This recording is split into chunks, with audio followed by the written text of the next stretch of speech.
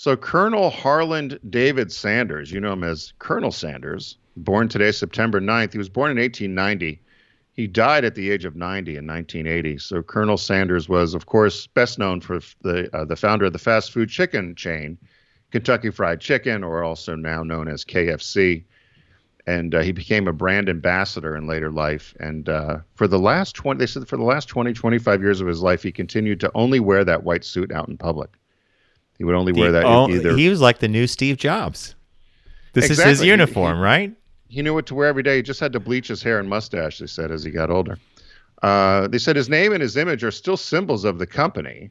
The title Colonel, though, was just given to him by Kentucky. It was not a military rank. The state of Kentucky had named him Colonel. He had a number of jobs in his life. He was a steam engine stoker, an insurance salesman, worked at a Shell station.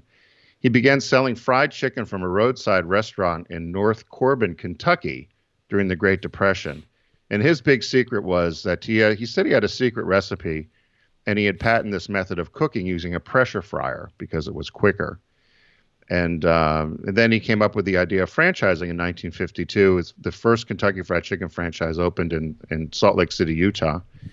And so he continued for many years being a spokesperson. He ended up selling the company in 1964, so only 12 years later, when he was 73 years old. He sold the company to a group of investors for only $2 million. Can you imagine? Whoa. Only $2 million. Do you have numbers for what the franchise is worth today or the company's worth today?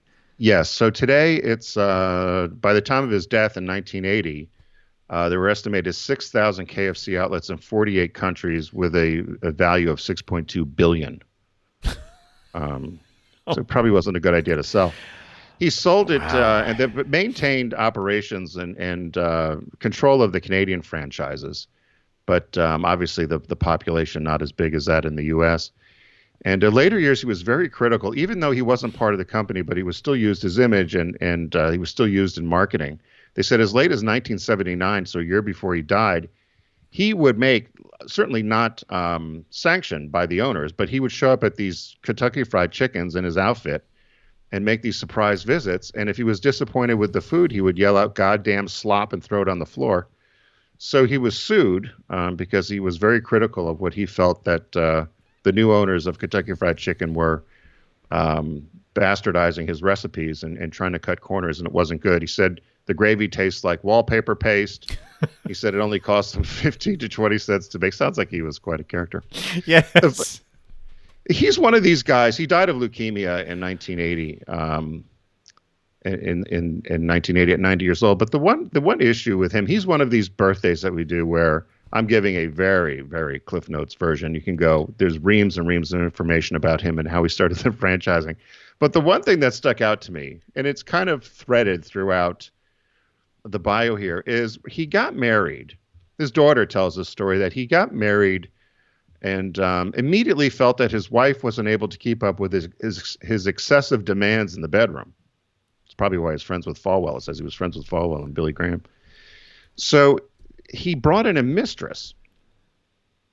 And the wife knew that the mistress was there. She kind of refused to accept it, but she knew that she wasn't able to physically satisfy his sexual needs all the time in their marriage. So the colonel had a mistress, very openly had a mistress, and his wife. He did divorce the wife, married the mistress, but still had both women around, and even took them both to the Reagan inauguration. The mistress and the wife. This is actually like, if I went to Wikipedia, or I would read about this. You're not going to find that on Wikipedia. I found. Where did you find that? You'll find that he had a mistress in Wikipedia or whatever. But I started poking around when I saw that, and tried to figure it out. And then the daughter has put out this tell-all book about him.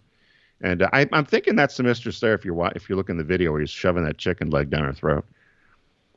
Oh my God, is all I can say. It is. That is. And as you said reams of information. So he had a storied and very busy life, right? Yeah, I mean, the amount of jobs and things he had. I mean, he was accused of murder at one time because an employee was killed while he was on site. And it goes on and on and on. He's one of these characters that's just done so many things and had so many stories.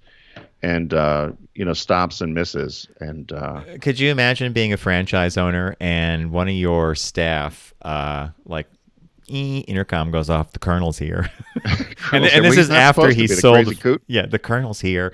Oh boy, clear the dining room because he's going to complain about the food, because I guess he was so in love with the franchise he started that after he sold it, he wanted to make sure the standards were met, right? Still wandering around. It'd be like if you played Ronald McDonald, you still have the outfit, right? And just started showing up and making Oh appearances at my McDonald's. Here I am. God, my God.